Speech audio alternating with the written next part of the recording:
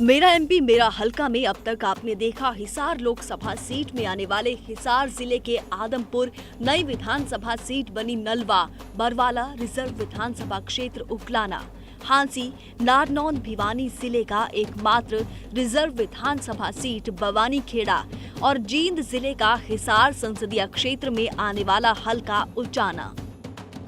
इन संसदीय क्षेत्रों में जाकर हमने वहां पर सांसद की ओर से किए गए विकास कार्यों का जायजा लिया और आपको दिखाया कि यहां पर 2011 में उपचुनाव जीतने के बाद सांसद कुलदीप बिश्नोई ने कितना किस हलके पर ध्यान दिया है। वहां के अधिकतर लोगों का ये कहना था कि ना सांसद इन हलकों में कभी आते हैं और ना ही कभी कोई विकास कार्य करवाया गया है। इसी बीच कुलदीप बिश्नोई ये दावा कर रहे हैं कि अगर वो इस बार हार गए तो हमेशा के लिए राजनीति से संन्यास ले लेंगे। मेरा दावा भूपेंद्र सिंह हुड्डा से है, हरियाणा में मंच कोई जगह बता दे, कोई मंच बता दे, कुलदीप बिश्नोई वहां पर आके सार्वजनिक तौर पर बहस करने को तैयार है। अगर भूपेंद्र सिंह हुड्डा मुझे बता दे, अगर भूपेंद्र सिंह हुड्डा और हम विकास को लेकर चलो बहस कर लेते हैं, कानून व्यवस्था को लेकर चलो बहस कर लेते हैं, रॉबर्ट वाड्रा के घोटालों को लेकर चलो बहस कर लेते हैं, किसानों को लेकर चलो बहस कर लेते हैं। मुद्दा भी वो चुने, जगह भी वो चुने, समय भी वो चुने। अगर कुलदीप बिश्नोई बहस में हार गया तो मैं राजनीति से संन्यास ले लूंगा। लेकिन विकास कार्यों में अनदेखी के चलते लगातार सांसद महोदय के विरोधी उन्हें अपने निशाने पर ले रहे हैं। कुलदीप बिश्नोई जब से सांसद बने हैं न तो हिसार लोकसभा क्षेत्र में कभी यार न ये बवानी खेड़ा हल्का में आया है, न ये किसी के दुख में और सुख में शामिल होता, और जो इसको ग्रांट मिलता 5 करोड़ रुपये न उसमें से एक पैसा कभी इसने बवानी खेड़ा हल्का में लगाया। और हल्के के लोगों ने दीवारों में लिख रखा है कि हमारा सांसद कुलदीप बिश्नोई पता नहीं कहाँ लापता आ गया, न हमारे दुख दर्द में न किसी मुसीबत में हमारी कभी सुध नहीं लेता। जब वोट पड़ते हैं केवल ये जातिवाद का नारा लगा करके लोगों को गुमराह कर करके और ये वोट हथियार लेता है, और इस वर्ग का झूठा और बेईमान चरित्रहीन व्यक्ति एक भी नहीं है। और अब आपको लेकर चलते हैं हिसार जिले में आने वाले सबसे महत्वपूर्ण और ऐतिहासिक विधानसभा सीट हिसार में। दिखाते हैं आपको वहां पर सांसद ने कितना दिया है ध्यान। साथ ही बात करेंगे चुनाव को लेकर इस बार हिसार संसदीय क्षेत्र में बनने वाले मुख्य मुद्दों की।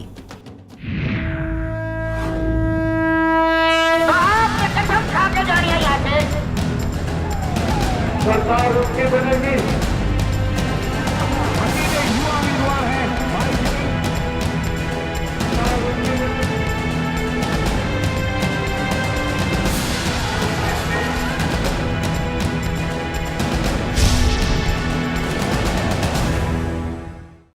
हिसार को 1932 में जिले का दर्जा दिया गया था। कभी शहर फिरोजा के नाम से मशहूर ये शहर फिरोज शाह तुगलक और गुजरी के अमर प्रेम की निशानी रहा है। आज भी उनकी निशानियों को संजो कर रखा गया है।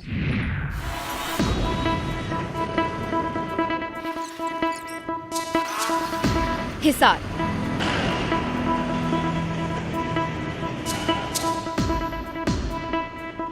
देश की राजधानी दिल्ली से महज 164 किलोमीटर की दूरी पर नेशनल हाईवे 10 और नेशनल हाईवे 65 के बीच स्थित है हिसार।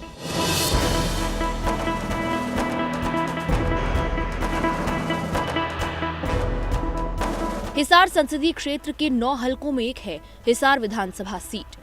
ये भारत का सबसे बड़ा जस्ती लोहा उत्पादक भी है, इसीलिए इसे इस्पात का शहर नाम से भी जाना जाता है। देश की आजादी के बाद हिसार संयुक्त पंजाब का हिस्सा हुआ करता था, लेकिन 1966 में हुए विभाजन के बाद हिसार हरियाणा का एक अंग बन गया। हिसार की ऑटो मार्केट एशिया की सबसे बड़ी ऑटो मार्केट है। जिंदल ग्रुप की स्टील फैक्ट्री भी हिसार में ही है।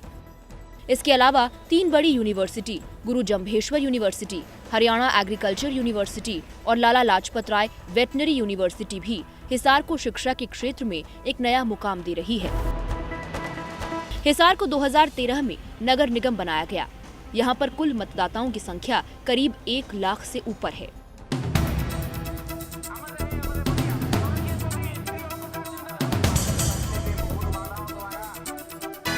2009 के चुनाव में हिसार विधानसभा सीट पर कांग्रेस से मैदान में उतरी थीं कांग्रेस की दिग्गज नेता सावित्री जिंदल। सावित्री जिंदल का मुकाबला करने के लिए चुनावी मैदान में इनेलो ने हनुमान एरन को उतारा। हरियाणा जनहित कांग्रेस से मैदान में थे रामनिवास राणा। बीजेपी ने अपना दांव रवि कुमार सैनी पर लगाया। इस चुनाव में सावित्री जिंदल ने अपने विरोधियों को करीब 15,000 वोटों की बढ़त के साथ करारी शिकस्त दी। सावित्री जिंदल को कुल 32,866 लोगों ने वोट दिए। दूसरे स्थान पर रहे निर्दलीय चुनाव लड़ने वाले गौतम सरदाना। विकास के पैमाने पर हिसार आज सूबे के बाकी इलाकों के मुकाबले काफी बेहतर दिख रहा है।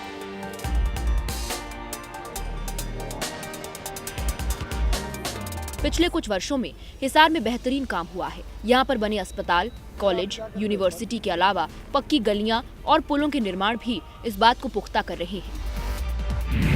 हमारा एरिया सबसे घटिया एरिया था यो, इस बार एक हमारा एरिया सुधार दिया। गंदगी मिट्टी की सारी कीमत बढ़ गई, हर एक चीज की। यहाँ हमारे आराम से जिंदगी कटे है, सुबह शाम दोनों टाइम। घर पड़े पड़े हम वैसे सूख जावे हैं, हमारे हाथ पैर जाम हो जाते हैं। यहाँ हर एक आदमी का काम तो स्वर्ग में लेट रहे। हमारे लिए तो बहुत अच्छी जगह बनी है। किसने बनाया, क्या कुछ किया? ये जिंदल ने बनाई, सावित्री जिंदल ने कह लो, ओम प्रकाश जिंदल ने कह लो। हमारे लिए अब तो यही चीज एक अच्छी है। बहुत करवाया जी जिंदल ने, काफी करवाया। क्या क्या विकास में क्या क्या हुआ? 2-3 जगह से पार्क बना दिया उन्होंने। और वैसे जो गरीब आदमी की सेवा जो भी कुछ सोचते हैं, जो भी विकास कार्य होते हैं, हमने उसमें पीछे कहीं भी, आज मेरे से पहले हमारी विधायक थी सावित्री जी जिंदल, उन्होंने भी कोई कमी नहीं छोड़ी थी और मैं भी अपने आप में कोई कमी नहीं छोड़ूंगी। जो भी लोगों की मतलब हमारे सामने जो भी आती है, दुविधा आती है, तो उसको मैं आगे लेके, मैं उसको ये नहीं सोचती कि आज सुन ली कल छोड़ दूंगी। मैं शहर के लिए हमेशा अग्रणी भी रहूंगी, करती भी रहूंगी। और जो विकास कार्य पहले हुए थे वो इतने ज्यादा थे कि लोगों को पता चल गया कि कांग्रेस ने 8 साल में क्या क्या करवाया, क्या नहीं करवाया। सबके सामने है, ठीक है, कोई मुंह से नहीं बोल सकते हैं, कई लोग मुंह से बोल नहीं सकते, लेकिन लोगों को दिखाई तो दे रहा है और आगे भी देता रहेगा। कांग्रेस ने जितने कार्य किए हैं, हमारे भूपेंद्र जी हुड्डा ने जितने हरियाणा में जो झड़ी लगाई है, हिसार में भी कहीं कमी नहीं छोड़ी। शहरी स्थानीय निकाय मंत्री और हिसार की विधायक सावित्री का ये दावा है कि पिछले 10 वर्षों के दौरान हिसार के अंदर ऐतिहासिक विकास हुआ है, जिससे आज कोई भी तबका अछूता नहीं है। देखिए, शहर के लिए मैं यही चाहूँगी कि हर चीज़ की नागरिकों को पूरी सुविधा मिले, किसी को भी कोई तकलीफ ना हो। आज के समय में जिस तरह से हमारे माननीय मुख्यमंत्री जी ने किया है कि राइट टू एजुकेशन का सबको अधिकार दिया है, फूड बिल आ गया है कि खाने का सबको अधिकार है, इसी तरह से स्वास्थ्य का सबको अधिकार है। मुख्यमंत्री जी ने कि अपनी योजना शुरू की है जिसके अंदर फ्री मतलब ऑपरेशन वगैरह जो भी होंगे वो फ्री होंगे। तो सारी तरह से आप देखिए, यूपीए की सरकार ने और हमारे हरियाणा के अंदर माननीय मुख्यमंत्री जी ने जो काम करवाए हैं वो उनका कोई मुकाबला नहीं है। चाहे कोई भी आने वाली सरकार, कुछ भी दूसरे लोग जो आएंगे वो कुछ भी कहेंगे, लेकिन हरियाणा में जो मुख्यमंत्री जी ने काम करवाया है वैसा काम कोई करवा नहीं सकता। तो सारे लोग बहुत सयाने हैं और हरियाणा की जनता बहुत समझदार भी है, सयानी भी है। और विकास के नाम पर फिर से हरियाणा के अंदर कांग्रेस पार्टी की सरकार, लोकसभा के अंदर भी हमारे पिछली बार जिससे 9 चुनकर आए थे एमपीज, तो अब क्या मुझे लगता है कि 10 के 10 हम अपने चुनकर लाएंगे। शहरी स्थानीय निकाय मंत्री सावित्री जिंदल मानती हैं कि आम लोगों के साथ साथ महिलाओं के हितों को लेकर भी कई कदम उठाए गए हैं। ये महिलाओं के लिए भी माननीय मुख्यमंत्री जी ने बहुत कुछ किया है। हर तरह से उनको बसों के अंदर, जैसे हमारी लड़कियां जो पढ़ने जाएंगी उनको फ्री मतलब बस के अंदर किया है कि वो लड़कियां फ्री जा सकती हैं। और मुख्यमंत्री जी ने पढ़ाई के लिए भी, लड़कियों की पढ़ाई के लिए भी बहुत अच्छा, जिस तरह से जो पढ़ना चाहे उनके लिए बहुत अच्छा से किया है। और इसमें अपना जो आंगनवाड़ी वर्कर्स और हेल्पर्स के भी लगाई हैं वो भी महिलाओं के लिए ही किया गया है। आशा वर्कर्स, तो सारा का सारा काम जो है महिलाओं के लिए भी, कि महिला अपने जगह पर अगर थोड़ी पावरफुल होती हैं तो अपने घर के लिए, अपने परिवार के लिए बहुत अच्छा से कर सकती हैं।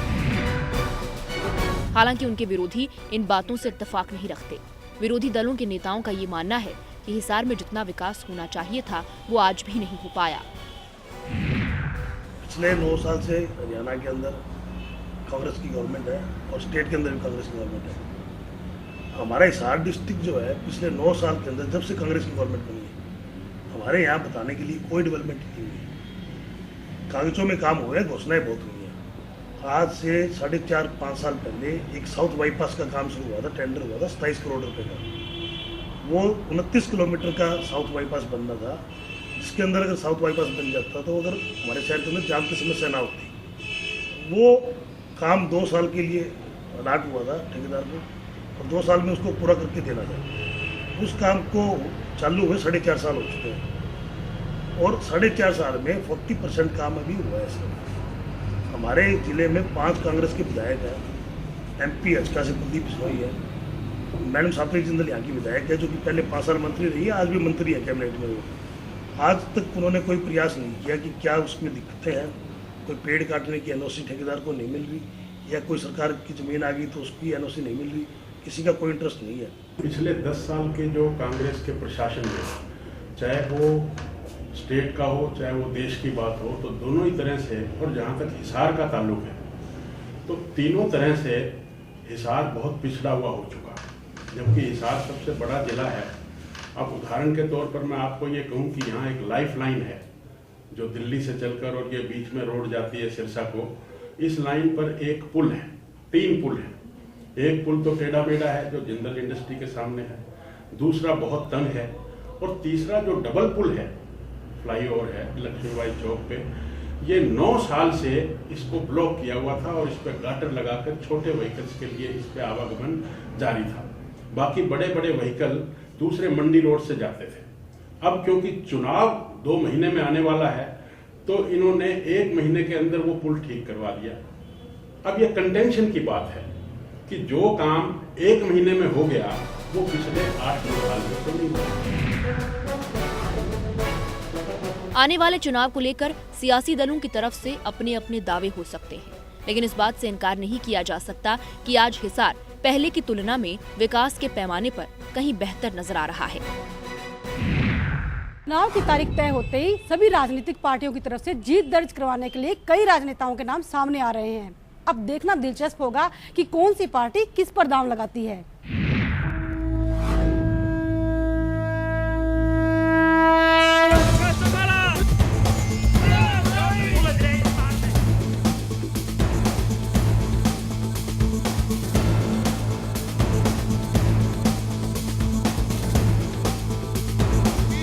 सरकार बनाकर यही इकट्ठे होंगे। सारी रैलियों की गोली बढ़िया करके आपने दिखा दिया हरियाणा में भाजपा अचाकी बनने लगे। मैं आभारी हूँ श्रीमती सोनिया गांधी का और मेरे विधायक साथियों का और आप सबका, हरियाणा की जनता का, कि मेरे को मौका दिया हरियाणा की सेवा करने का। देश के सबसे बड़े लोकतंत्र के लिए चुनावी महाभारत का शंखनाद हो चुका है।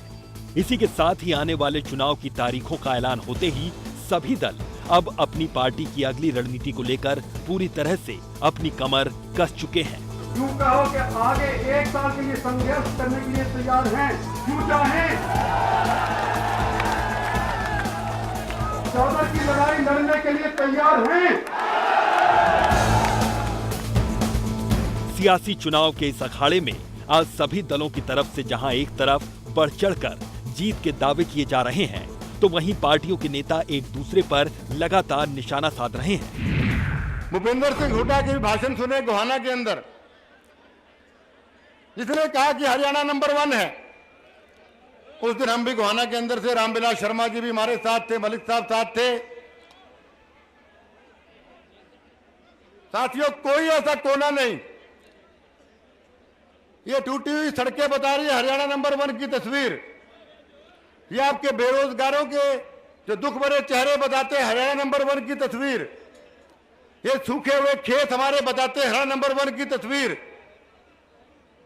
ये दलितों के ऊपर जो प्रताड़न हो रहा है ये बताता है हरियाणा प्रदेश की तस्वीर नंबर 1 की। ये कर्मचारी, ये व्यापारी, ये सारे सभी 36 बिरादरियां आज इनके जो फिरौतियां मांगी जाती है, अपहरण होते हैं, ये हरियाणा नंबर 1 की तस्वीर बताती है।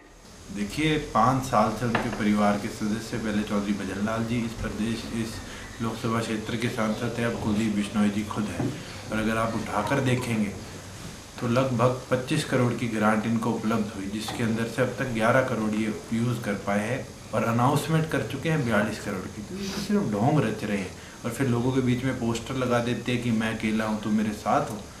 पिछले 3 महीनों से सांसद हिसार लोकसभा क्षेत्र से गायब है। इन्हें अपनी रैली करी, लोगों को बुलाया और उसके बाद ये लोगों को ये दिखाना चाहते हैं मैं बेचारा हूँ। बेचारा तो अपने आप ही बन जाता है जब आप विकास कार्य नहीं करते। तो कहीं ना कहीं अब अपनी जिम्मेवारियों से कतराने का काम आज के दिन सांसद महोदय कर रहे हैं। हिसार लोकसभा क्षेत्र का डेवलपमेंट हरियाणा की डेवलपमेंट के साथ ही रहा है।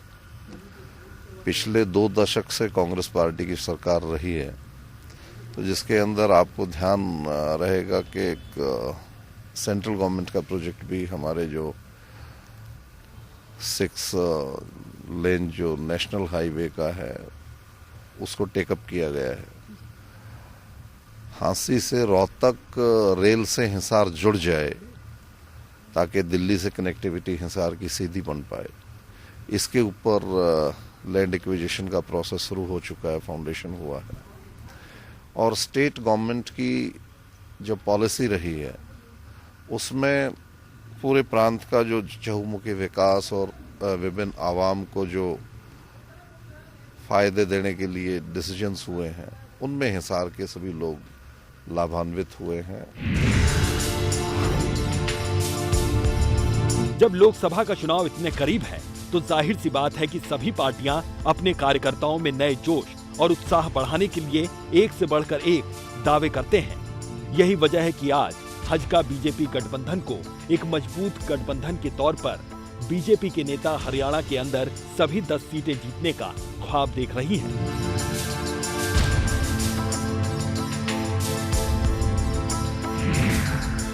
जहां तक हजक्का और भारतीय जनता पार्टी का सवाल है, ये गठबंधन है, मजबूत गठबंधन है और इसके बाद या हुड्डा ने अगर ये सरकार जो हरियाणा के चुनाव साथ भी करवाए तो मुझे कोई संदेह नहीं लगता कि हजक्का और भाजपा गठबंधन एमपी में पूरी 10 की 10 सीटें और हम मेजॉरिटी से हरियाणा सरकार बनाएंगे, इसमें कोई संदेह नहीं। इन सियासी आरोप प्रत्यारोपों के बीच इंडियन नेशनल लोकदल भी कहां चुप बैठने वाली है। इनेलो सुप्रीमो ओम प्रकाश चौटाला के पोते और अजय चौटाला के बेटे दुष्यंत चौटाला हिसार के पिछड़ेपन के लिए जितना कसूरवार सांसद को बताते हैं उतना ही सूबे के मुख्यमंत्री को भी। उनका दावा है कि अगर आने वाले दिनों में इनेलो का पक्ष भी जनादेश में जाता है तो पूरे हरियाणा की तस्वीर बदल दी जाएगी। इनेलो की सरकार आती है तो सबसे पहले जिस तरह हमने 1999 से 2005 तक विकास कार्य हरियाणा प्रदेश में किए थे, उसी तरह दोबारा विकास कार्य कर साथ साथ हमारे युवा भाइयों बहनों के हाथ में सरकारी व प्राइवेट रोजगार दिलाना। उसके साथ साथ सबसे महत्वपूर्ण जो हरियाणा की रीढ़ की हड्डी कृषि क्षेत्र है, वहाँ किसानों को समय पर खाद उपलब्ध कराना, बीज उपलब्ध कराना, पानी उनके खेतों तक पहुँचाना और जो खाद के दाम आज इतने बढ़ा है किसी न किसी तरह उन दामों को भी कम कर किसानों पे जो कर्ज है उसको कहीं ना कहीं कम कर पाए। हालांकि हिसार के पिछड़ेपन की वजहों पर अगर गौर करें तो सूबे के पिछड़े प्रदेशों में आज से नहीं बल्कि ये हमेशा से रहा है। राजनीति के जानकारों की माने तो उसकी वजह संसद में यहाँ से चुने गए प्रतिनिधियों को अहम स्थान का नहीं मिलना है। अब तक जितने भी सांसद हिसार से चुने गए उनमें जयप्रकाश को छोड़कर कोई भी केंद्र में मंत्री नहीं बन पाया।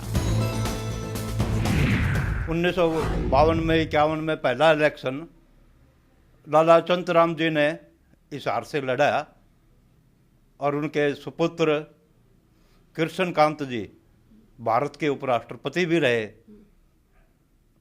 लेकिन एक जयप्रकाश को छोड़कर इतना महत्वपूर्ण क्षेत्र होने के बाद भी हिसार लोकसभा चुनाव से जीता हुआ कोई भी सांसद केंद्र में मंत्री नहीं बन पाया सिवाय जयप्रकाश के।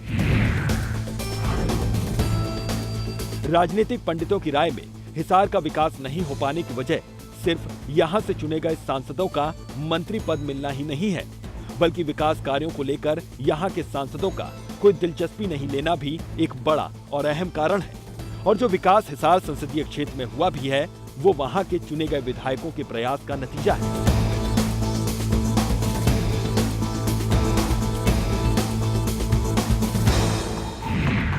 विकास का जहाँ तक सवाल है, किसी भी सांसद ने यहाँ कोई भी विकास नहीं करवाया है। अधिकतर विकास करवाने में हमेशा जो है विधायकों का हाथ रहता है, विधायक करवाते हैं, और सांसदों ने अब कोई खास विकास में रुचि नहीं ली, किसी भी सांसद ने। हालांकि इस वक्त अगर हिसार संसदीय क्षेत्र में मुद्दों की बात करें तो बिजली, पानी, ट्रैफिक जाम और सड़कें जैसी कई ऐसी बुनियादी चीजें हैं जिन पर गंभीरता से विचार किए जाने की जरूरत है। यही वजह है कि विरोधी लगातार सांसद कुलदीप बिश्नोई और मुख्यमंत्री दोनों को ही इन मुद्दों पर अपना निशाना साधकर आने वाले चुनाव में घेरने की अपनी मंशा साफ कर रहे हैं।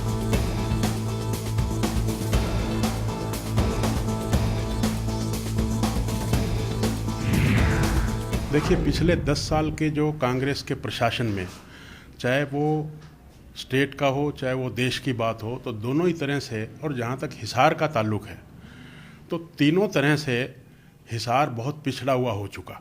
जबकि हिसार सबसे बड़ा ज़िला है। अब उदाहरण के तौर पर मैं आपको ये कहूँ कि यहाँ एक लाइफ लाइन है जो दिल्ली से चलकर और ये बीच में रोड जाती है सिरसा को। इस लाइन पर एक पुल है, 3 पुल हैं। एक पुल तो टेढ़ा मेढ़ा है जो जिंदल इंडस्ट्री के सामने है, दूसरा बहुत तंग है, और तीसरा जो डबल पुल है, फ्लाईओवर है लक्ष्मीबाई चौक पे, ये 9 साल से इसको ब्लॉक किया हुआ था और इस पे गाटर लगाकर छोटे व्हीकल्स के लिए इस पे आवागमन जारी था। बाकी बड़े बड़े व्हीकल दूसरे मंडी रोड से जाते थे। अब क्योंकि चुनाव 2 महीने में आने वाला है तो इन्होंने 1 महीने के अंदर वो पुल ठीक करवा दिया। चुनाव जीतने को लेकर भले ही आज तमाम दल एक दूसरे को घेरने के लिए नई रणनीति बना रहे हों, लेकिन ये जनता सब जानती है और चुनाव ही एक ऐसा मौका होता है जब जनता अपने सांसद से ये पूछती है कि क्या हुआ तेरा वादा।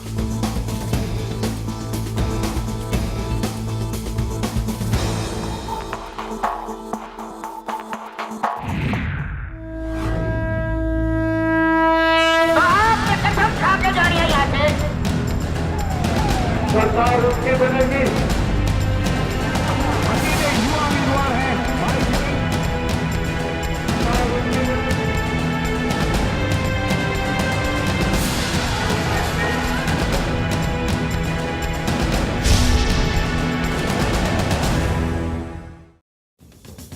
मेरा एमपी मेरा हलका के अगले एपिसोड में देखिए सांसद कुलदीप बिश्नोई ने अपने सांसद निधि कोष से मिले पैसों का किस हलके में कितना खर्च किया और कितना रहा बकाया।